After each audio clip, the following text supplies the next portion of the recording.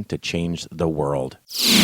All right, everybody, welcome back. Of course, this is Phil Ferguson, and you are listening to The Phil Ferguson Show.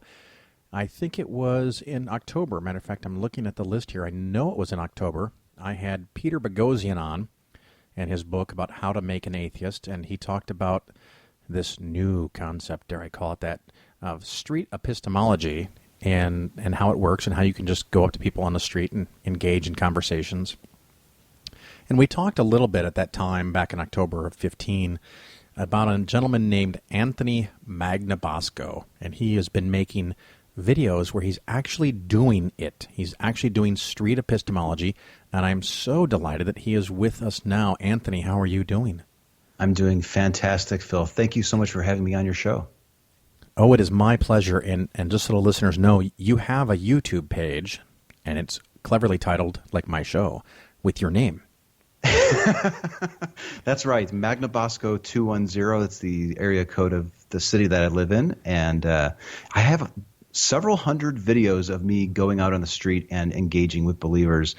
But I want to make it really clear, you don't have to initiate these talks to be able to practice street epistemology. I do it because I like to have experience. I like to get my hands dirty and see what's working and what's not. So you can really just sit off to the side, wait for somebody to engage with you, and then try using Boghossian's techniques.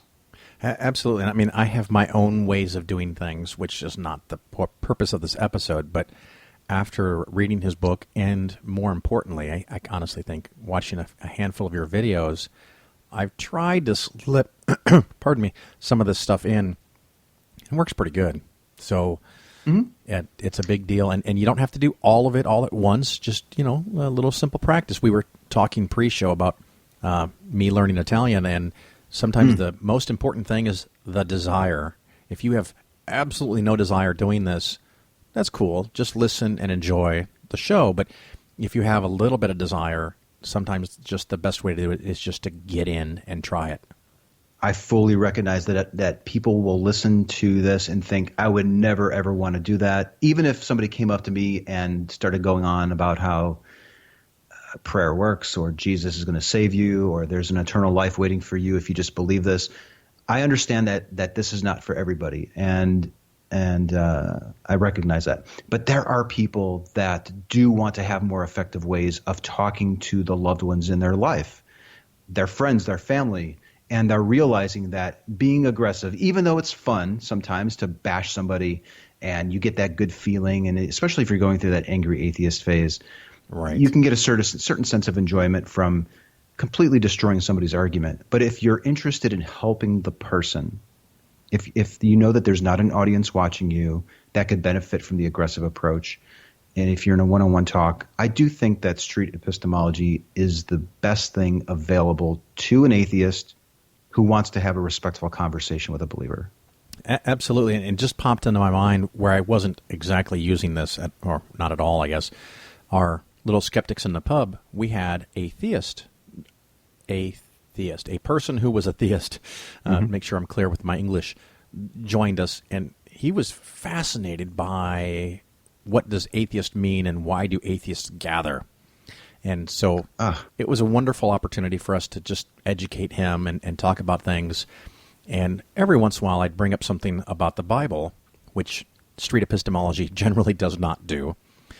And he kept saying, well, Phil, you're taking the Bible too literally. So he was not a literalist at all. And we kept, going, dancing around, and anything that I brought up that he didn't like, he just said, well, you're reading that too literally. And we kept stymieing me. Although in this situation, what finally happened is I had this idea, and I said, what's the purpose of Jesus? And he said, what do you mean? And I go, why is Jesus important? Is Jesus important to you? And he said, yes, he is. And I said, why is he important to you? And he said, well, he died for my sins.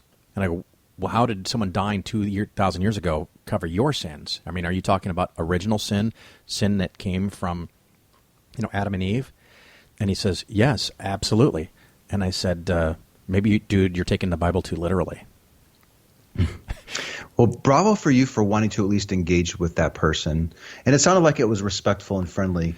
When you're using this approach of street epistemology, which, as you mentioned, originated from Boghossian's book, I'm popularizing it. I've kind of taken it and go out on the street and record all this stuff. But it's all about trying to understand why the person thinks that it's true. How can they be so certain?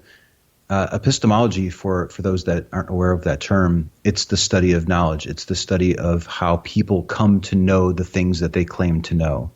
So the beauty of the technique, to be quite blunt, is that you don't even need to know anything about their holy book. You don't need to know anything about the Bible or the Quran or the Bhagavad Gita. It doesn't matter, because I'm more interested in why my interlocutor thinks that it's true. So, I spent all these years learning how to debate debate believers, and it dawned on me, like, I don't even need to know that stuff when it comes to street epistemology, and that's a really liberating thing. Oh, absolutely. I was going to say, and I mean this in the most positive way, that street epistemology is actually a lot simpler. It's a lot cleaner, because you don't have to memorize Bible verses and memorize who said what 2,000 years ago and what did this person say or this author said. You don't have to defend all that stuff. It's a much more straightforward, just conversational style. So I'm thinking this is the great time to play a segment. That sound all right with you? I think that sounds great. Love that. I think I've got this set up correctly. So, by the way, listeners, if you've not listened to the interview with Peter Boghossian, that's show number 143. So go back and check that out. And this is from your YouTube page. And the person you're talking to is Ian, I-A-N, and it's called An Abrupt Departure. Does that sound right? That sounds exactly right. I'm at a campus here in San Antonio, Texas. I'm standing out in the courtyard there and just flagging down anyone that would stop and talk with me. He was kind enough to stop and talk with me, and we chatted for almost 10 minutes, and it was a wonderful chat. So I'm going to try to play 4 minutes that we carefully selected out of the middle of this video. So keep your fingers crossed. Hopefully this works. Gotta be got. So you mentioned miracles a couple times, and then you mentioned how you were raised. Yes, sir. If any of those two things were different, so like, let's say you were raised in a completely different family and you had a long history of family members that were Muslim, or every instance that you have heard of a miracle happening could be explained through some scientific process that would say, hey, this is what really happened. If either of those two things were different or could be explained to your satisfaction, where would you be on the confidence of your belief on that same scale?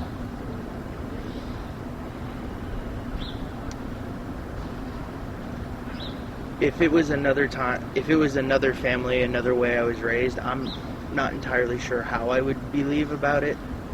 But like, it's just trying to think of how to phrase it. Take your time.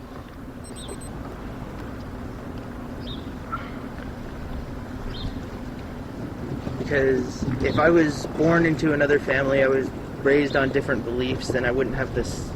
Then I guess I'd believe what I've been taught all the way through, and then as I kept researching and finding answers, I guess it would hurt my belief in what I was taught. What would happen if you were a third-generation Muslim standing here today? I'd probably still believe, but again, I'd start having a few doubts as to why I believe or what's truly. You'd still believe in which God? Are we talking Allah or the Catholic God? The Allah, because if I'm a third-generation Muslim, it would be the Allah God. Okay. So I'd still believe, but I'd have questions. Would you be in the same position you are in today, but with a completely different God if you were raised with a family with a history of being Muslims? Very similar position. I'd still believe, but there'd still be questions that I'd be looking to get answered. Okay. That's fascinating. Is pointing to your being raised in a belief the best way to conclude that the belief is actually true? I wouldn't say it's the best way to conclude that the belief is true. I know I was born because I was taught the ways, and then I chose to believe. My family told me I can do whatever I want, and I chose to believe. It sort of makes me desperate to ask this question. If you were third generation Muslim, would you be taught Islam, but finding yourself deciding to believe, choosing to believe, I think was what you said, choosing to believe that Allah is the one true God? I'd probably still believe. I'd probably again choose to believe, because it is being raised, and then because I was raised, I chose to believe. So I feel that if I was raised into the Muslim faith, I could again choose to believe that Allah does exist. What does it say about the belief really being true if it's so incredibly dependent on how you've been raised and what you've been taught? All right, so we just had the question about what does it say about the truth if it's dependent on how you've been raised? Yes. Boy, I really love that talk. He's a super nice guy. He even at one point in the interview says, no one's even really ever asked me why I believe this. And I do encounter that every once in a while. Some people never even really think about it. Some people have. And they can be very eloquent when they explain why they believe it. But one of the key things that I hope people walk away from after they view that interview is that they notice that I was never telling him anything. I was always asking questions and giving him ample time to think about his response. In fact, this talk, it becomes apparent that it seems like he's getting overwhelmed with the questions, even though I was being respectful and listening. It was probably a lot for him to take in, so I ended up backing off on that conversation to give him time to think about it. Street epistemology is wonderful because you can have an initial conversation, plant a seed of doubt, and then the conversation partner, the interlocutor, can go home and think about the conversation that you had at their own leisure. It might take 6 weeks, 6 months, 6 years for that conversation to germinate in his mind, and that's the beauty of it. That's why I love this approach, is that it's respectful. I'm not forcing anything, and it can move at the pace that your conversation partner is comfortable with. Well, that's one thing I definitely noticed, and I'm sure the listeners will notice that, you and I bantering back and forth, this had serious pauses in it, because not only were you listening intently, you were paying attention to what they said, considering what they said, asking a follow-up question, and then waiting for them to respond.